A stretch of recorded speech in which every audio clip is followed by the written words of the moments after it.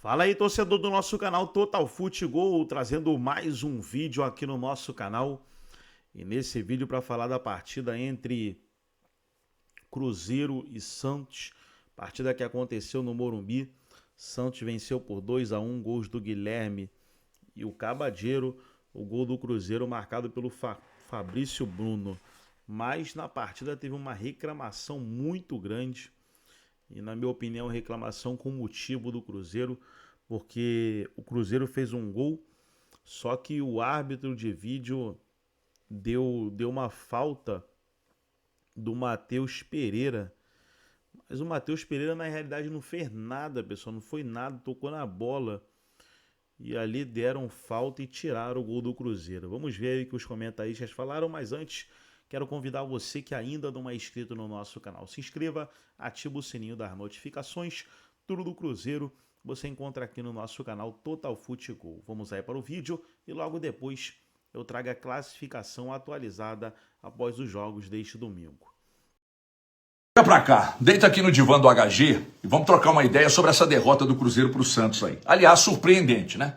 Para mim e para muita gente, surpreendente. E a derrota só aconteceu por causa da incompetência, da imprudência, da imperícia, da incapacidade técnica de um sujeito que responde pelo nome de Wilton Pereira Sampaio, que inclusive ostenta no peito, né, sem a mínima envergadura, o escudo da FIFA. E eu já venho dizendo aqui, faz tempo, na Rádio Band News, faz tempo, na tela da Band, faz tempo, que ele vê coisas que só ele vê, ou deixa de ver o que todo mundo viu.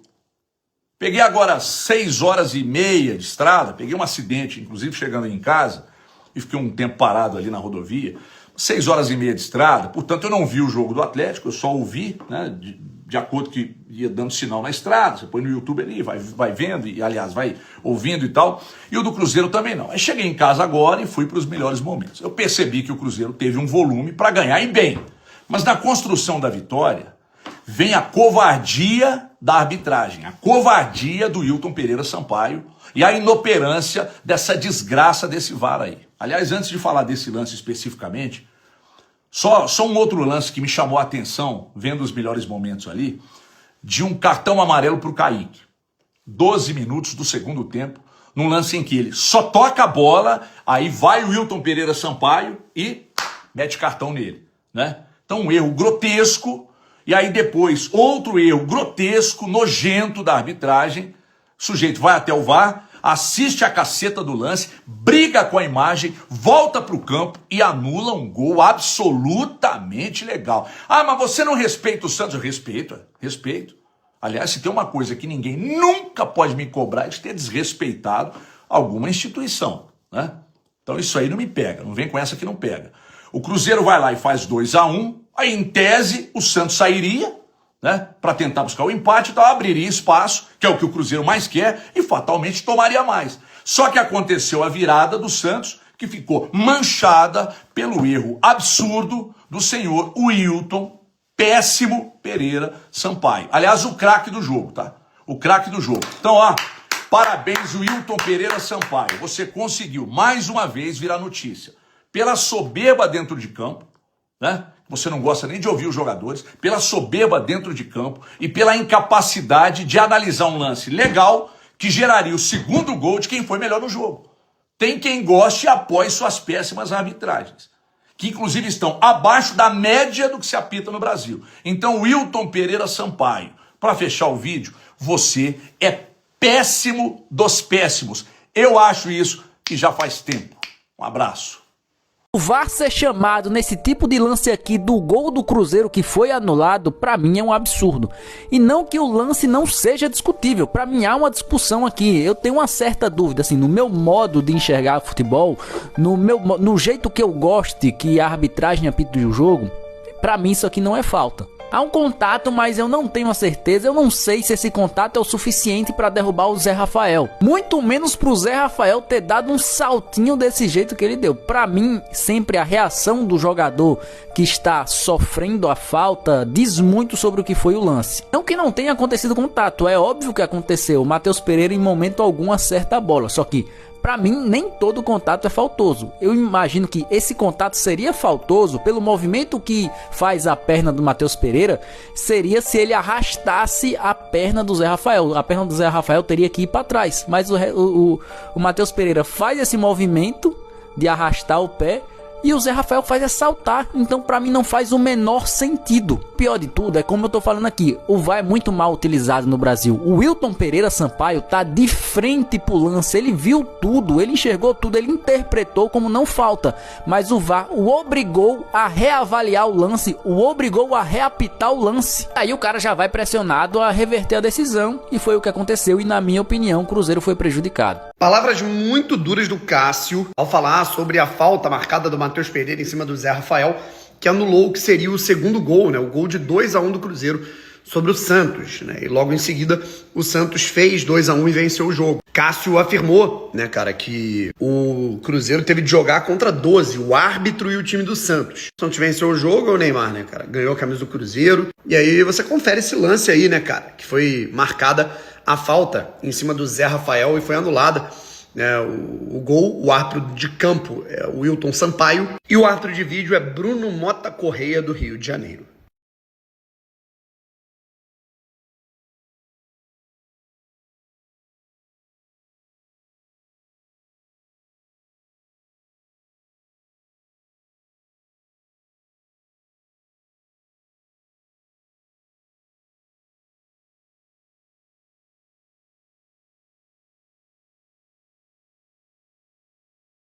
De agora à noite no Mineirão, a gente tem como colocar no ar ou não, Sandro? Eu leio por aqui mesmo.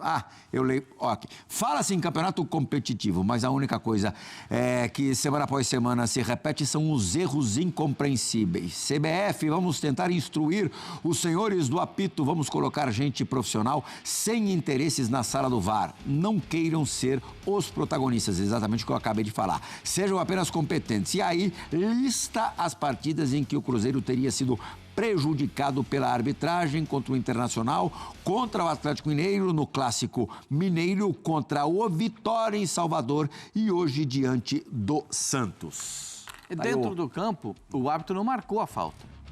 O VAR o chamou. Mas, de qualquer maneira, o Wilton teve a chance de ir ao monitor e confirmar o que viu no campo, né? Às vezes você sabe que quando já chega no VAR, você já chega sugestionado. Veja o lance aí, ele está sendo passado para você nesse momento, né? O toque é exclusivamente na bola, os dois disputam a bola e dois corpos não ocupam o mesmo lugar do espaço. O toque é do Matheus da bola. O árbitro marca uma falta que, no meu entendimento, sem propósito, né? E o Cássio, quando sai do jogo, acaba também falando isso, né?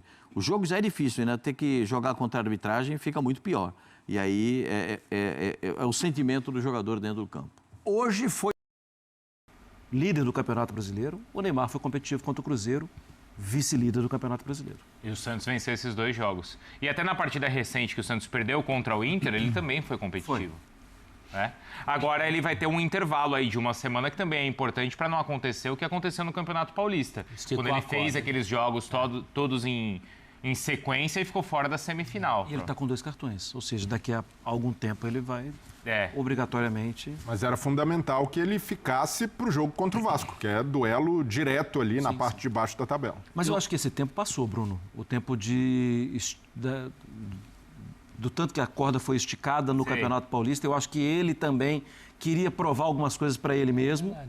Era diferente, era uma relação diferente. Tinha até a questão do tempo de contrato ser mais curto, então era assim, vamos aproveitar o jeito que dá, né, o máximo dos que dois puder. Lados, né? Dos dois lados. Dos dois lados, do Santos e do lado dele. Mas acho que o mais legal é que já faz todo esse período de tempo, em jogos que você falou, que a gente só está falando do Neymar em campo.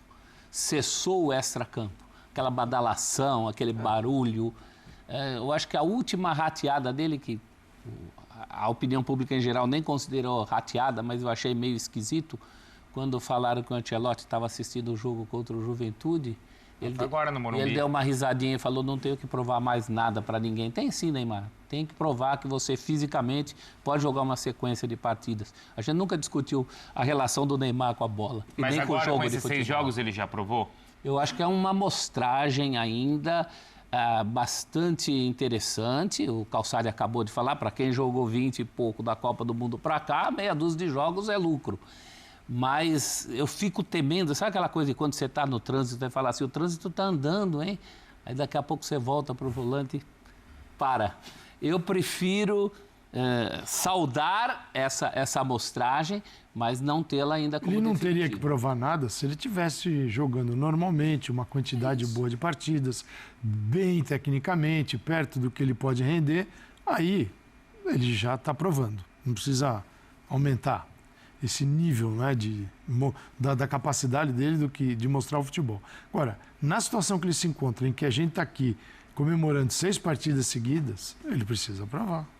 Ainda precisa. O treinador da seleção brasileira, claro. Porque é o seguinte, você imagina que mensagem você dá para todo mundo, falando, olha, eu tenho um cara com uma cadeira cativa que vai do jeito que está, até mancando com a perna quebrada. E vocês que lutem. Não é legal.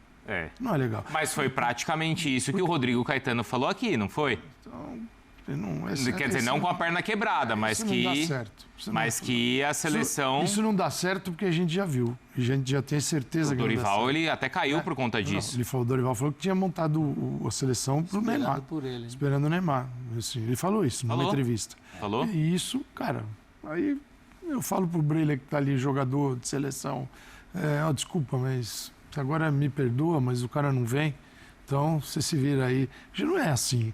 Essa coisa do reizinho, em qualquer lugar, qualquer seleção, qualquer atividade, todo mundo tem que estar bem. Não tem essa de você tem vaga fixa, garantida, cadeira cativa, e os outros que estão aí batalhando. Não é por aí. E o Kleber Xavier hoje corre um risco no primeiro tempo, porque ele entra com 2 jogadores que lá na frente combatiam muito pouco. Roleiser e Neymar. E aí, naturalmente, o time fica desequilibrado na recomposição, na primeira pressão, e sofreu. E aí, até por isso, ele muda no segundo tempo. Mas no caso do Neymar, o não provar nada para ninguém, para mim tem mais a ver com o tempo de recuperação. Porque o Neymar, ele não precisa ter pressa para voltar para a seleção. Nossa, eu preciso estar na próxima data FIFA. Precisa estar bem. Exato. É um jogador que ele é conhecido pela capacidade... E sabe que se o auge físico dele vier só no ano que vem, o Ancelotti pode convocar tranquilamente, porque sabe que tem Copa do Mundo no currículo, tem todo um estofo por trás, tecnicamente é muito diferente. É mais nesse sentido. Ele não pode deixar se levar por essa ideia de que, se não estiver inteiro fisicamente, vai ser convocado. Acredito que com o Ancelotti isso não vai acontecer, mas pelo que mostra nessa sequência de jogos, pelo que mostra tecnicamente, eu vejo que é questão de tempo para o Neymar voltar, se continuar nesse batido, não tiver mais lesão no meio do caminho. A amostragem técnica dele mostra que o físico, aos poucos, está fazendo com que ele chegue num lugar ideal. Agora a gente está vendo novamente aí os lances e a gente vai chegar no lance que o Breler ficou revoltado, não foi, Marra? Mas olha aí, esse lance que a gente viu, o Cruzeiro reclama pênalti ali do Christian. Se o árbitro usa o mesmo critério, se o VAR, na verdade, usa o mesmo critério, era para ter chamado também. E para mim não foi nada. Esse é o problema. Eu acho que o problema está na chamada. Exato. O Bruno, como um ex-SBT, ele deve lembrar no slogan, quem procura acha aqui. E eu acho que o VAR é um pouco isso. Pós-VAR, eu vejo a falta do Zé Rafael. Eu vejo um pé sendo puxado. Não no primeiro lance, eu até estava vendo isso com o Bruno, a gente esperava ver a falta no primeiro lance ali. Mas por cima, né? Mas você vê, prof, no segundo lance, no replay... Na câmera lenta. Mas é o que eu estou falando, porque o Wilton quem tá ali, procura acha. Eu até acho que nem é uma questão de câmera lenta, não. Acho que na câmera normal, se você aproximar... O árbitro perto da jogada, a distância que ele tem... Eu também concordo, isso precisa ser respeitado. Olha ali, tem de ser o feeling dele, é um árbitro FIFA. Se um árbitro FIFA não pode marcar esse tipo de lance no campo, entender que foi uma jogada normal... O árbitro FIFA a gente sabe como é, né? Mas... Pra mim, essa é uma aberração típica de VAR intervencionista. Os árbitros estão abandonados, né? Você vê isso nos grupos de arbitragem e tal, eles estão abandonados. Primeiro que a orientação na CBF, da Comissão de Arbitragem, é um VAR super intervenção. Super. Ele tem que reapitar o jogo. E isso não é que o VAR foi caminhando para isso. Essa é uma uma deliberação. Atenção. Sim. Pare, chame, para tudo. Então nós temos um VAR que reapita o jogo. E quando chama o árbitro, sim, o cara tem que estar muito, sabe? Ah, não, muito grandão. calça Ele fala assim, no por quê? psicológico. Porque se ele fizer isso, a comissão que mandou o VAR chamar em todas e ele começa a desconsiderar o VAR, vai tirar a escala dele. E aí ele fala o seguinte, chamou, tô dentro. Mas o que é? Se um árbitro como o Wilton Pereira Sampaio, que tem o escudo da FIFA, acabou de apitar o Mundial de Clubes, não tem autoridade para bancar uma decisão, Eles não têm autoridade, a autoridade deles é A zero. Renata contou antes de começar, né, Marra, o campeonato, o seguinte, que até ano passado a grande reclamação dos jogadores saindo de campo e dos técnicos é, poxa, o VAR nem chamou, né, o VAR nem, o árbitro não foi nem chamado na cabine. Então, aí, qual foi a orientação da comissão de arbitragem? Então vai para a cabine, então chama. Aí é isso, aí é a máxima interferência, não é isso? É a máxima interferência, mas não é correto. Porque é o seguinte, uma coisa, eu estou aqui no lance, olhando aqui, vamos subir de cabeça, professor Celso Zelt e Mário Marra. Pá, eu estou olhando o lance. Pô, o Brenner toma uma rasteira aqui, eu não vi. Pô, legal, me chamou. E o VAR chama. Aí o VAR chama, porque o árbitro não tem visão 360. Tá, agora, eu analisei a subida dos dois e entendi no clima do jogo, na dinâmica da partida, que tá tudo certo, segue o jogo.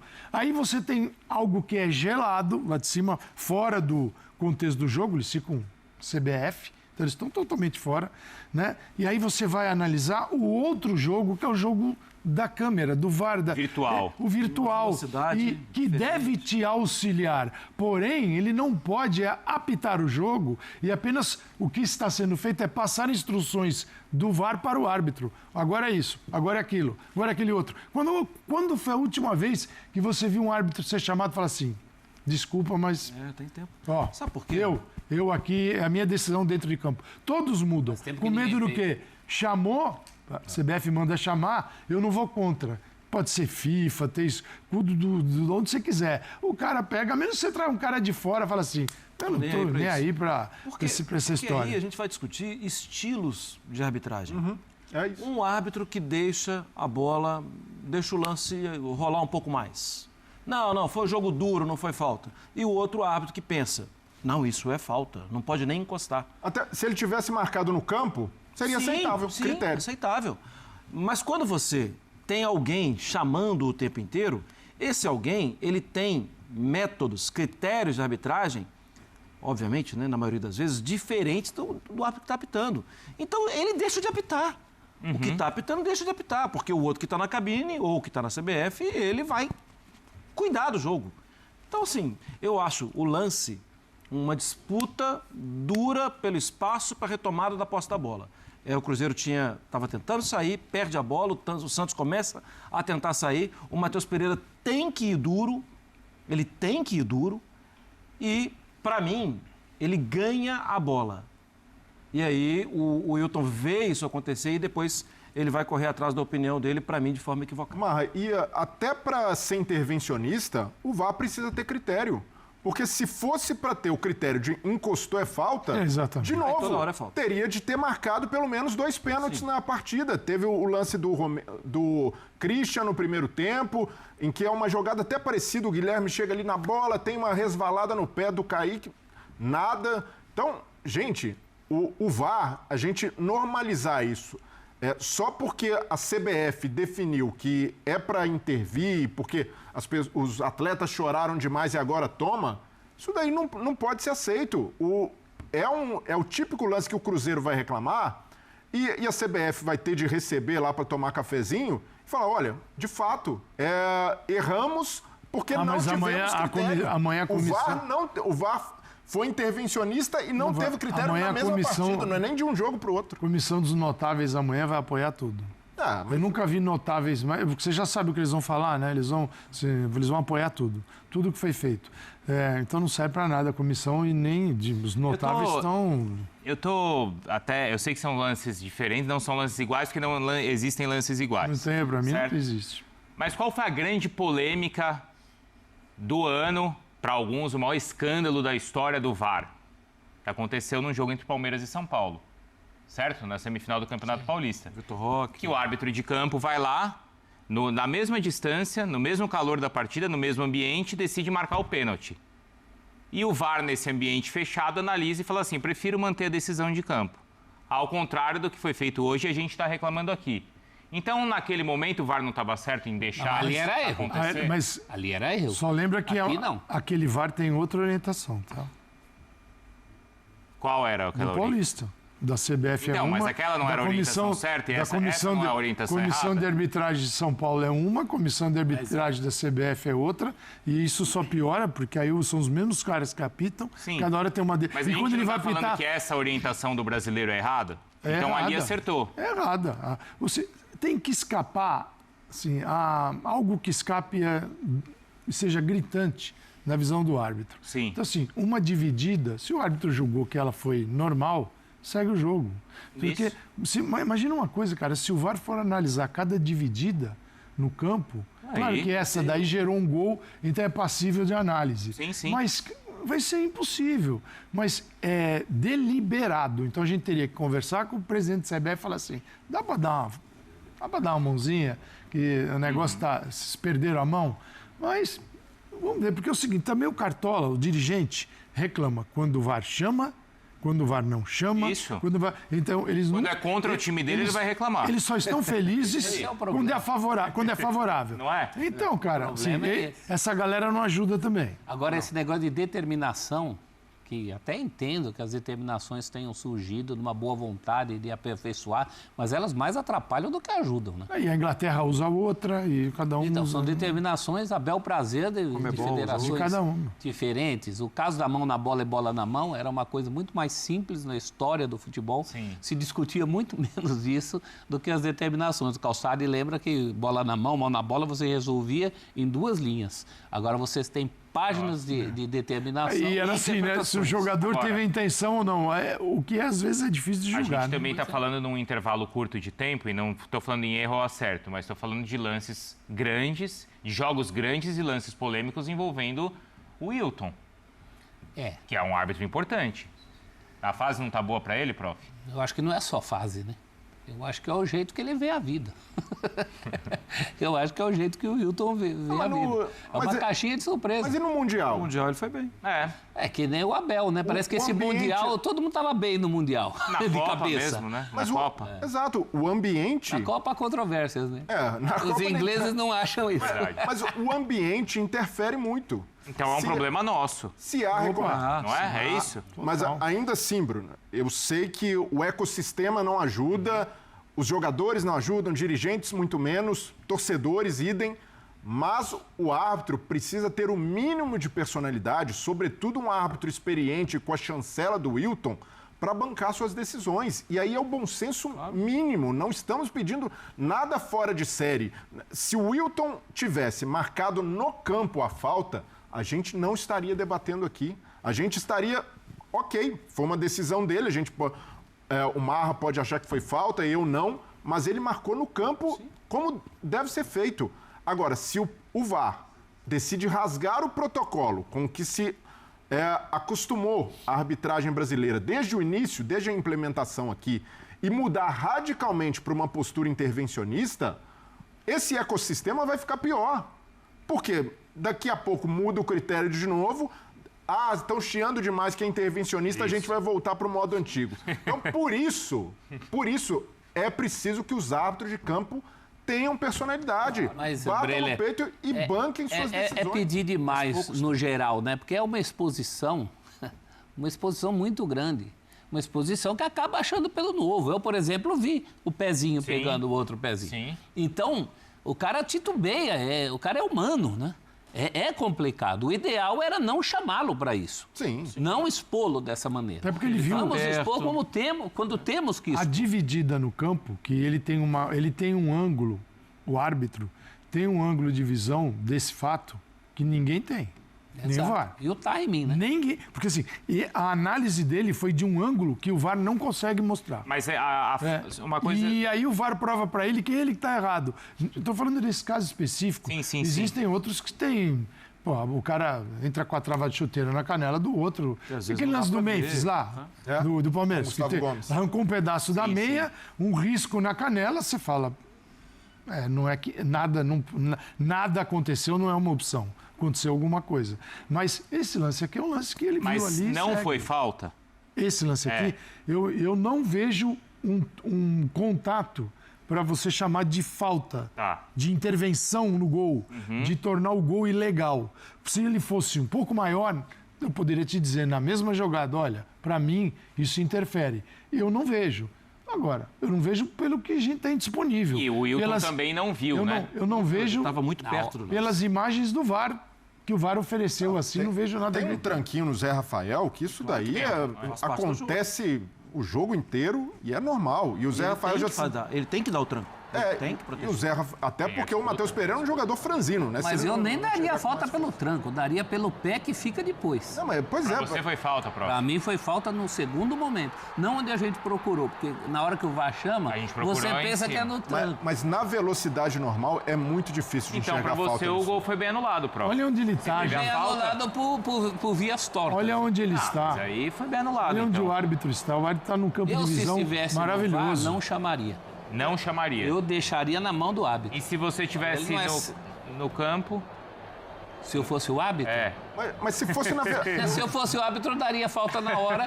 Mas também eu tô dando falta na hora a partir das imagens. As imagens do VAR. Não é Na ali no calor da velocidade do coisa, né? jogo, no calor do momento, Entendi. no que o árbitro sente da partida. Você tem que respeitar isso, gente. Exato. E não... É. O VAR não interveio hora nenhuma em lances parecidos, corretamente. A gente mostrou outro lance ali. Porque Parece esse Seriam, tipo de lance é seriam critério. lances de pênalti. Exato. Então, Dois lances portanto, de pênalti dentro do pênalti. protocolo. a favor do Seria Cruzeiro. pênalti. Então tá aí, pessoal, foi o vídeo onde os comentaristas debateram aí partida entre Cruzeiro e Santos. Agora deixa eu colocar aqui na tela a classificação do Campeonato Brasileiro. Parece até que estão querendo ajudar o Flamengo, né? Parece até que estão querendo ajudar o Flamengo não deixar o Cruzeiro ganhar hoje. Que covardia. No mínimo ali um empate o Cruzeiro poderia conseguir, né? Tá ali na parte de cima, Flamengo tem 40, Cruzeiro 37, Palmeiras 36, Bahia 30 e Botafogo 29. O Cruzeiro tem 11 vitórias, 4 empates, 4 derrotas. Fez 31 gols e tomou 13. Um saldo de gols de 18 e uma porcentagem de 64,9%. Tá aí a classificação do Campeonato Brasileiro. Gostou do vídeo? Deixa o like, se inscreva no canal, ativa o sininho das notificações. Forte abraço a todos e até o nosso próximo vídeo aqui no nosso canal Total Futebol.